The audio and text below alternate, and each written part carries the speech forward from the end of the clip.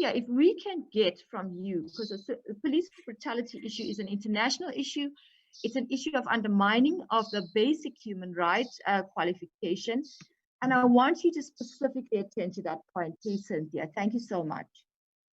All right, thanks, Magdalene. Before I go to that question that you've asked, I think you missed one of the very first questions that some of the respondents had, and that's from somebody from Lesotho. Apologies, I couldn't get her name, but she's asking whether it is okay for the South African government to restrict movement to Lesotho. And that question was directed at me. So if you allow, I'll quickly respond to that before I go on to that question. Yes, certainly, certainly. All right. So to the participant who asked that question, I think what we have seen in South Africa is, especially from an international relations perspective, is not so much what South Africa is doing, but how domestic policies rather are translating to international policies. So during the lockdown, a lot of European countries have managed to repatriate their citizens back to their countries. We had Germany repatriating over 240,000 people back to Germany during the COVID-19. So it's not so much that South Africa does not permit movement to Lesotho, it's how it is done. Does domestic policy in Lesotho provide for emergencies to exit its citizens from countries during a time of national disasters? So it goes back to domestic policies.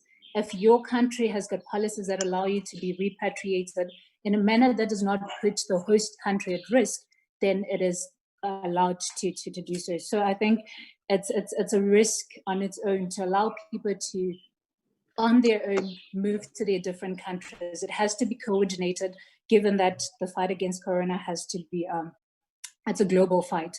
Now, moving to the question on human rights and activism and police brutality, I think one of the reasons, one of the responses rather, that are applicable to many African countries is reverting to constitutionalism.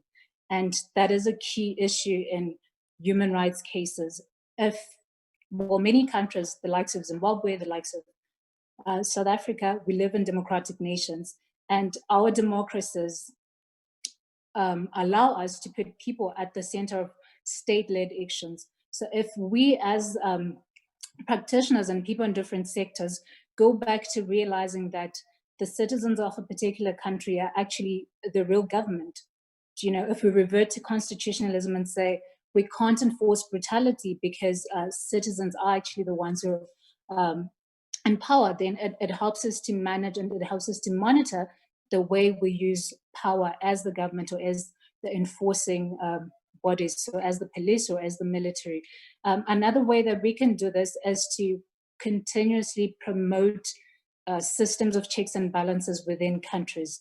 And in the case of South Africa, we have the Office of the Public Protector, but in many other African countries, this is particularly lacking. And it's very appalling because it gives the state a leeway to act as they want, because nobody brings them to book and questions whether they've done right by the Constitution, by the citizens, and also by their people. So I think constitutionalism and the promotion of systems of checks and balances in cases where the state misuses power as the response to that. Thank you so much, Cynthia.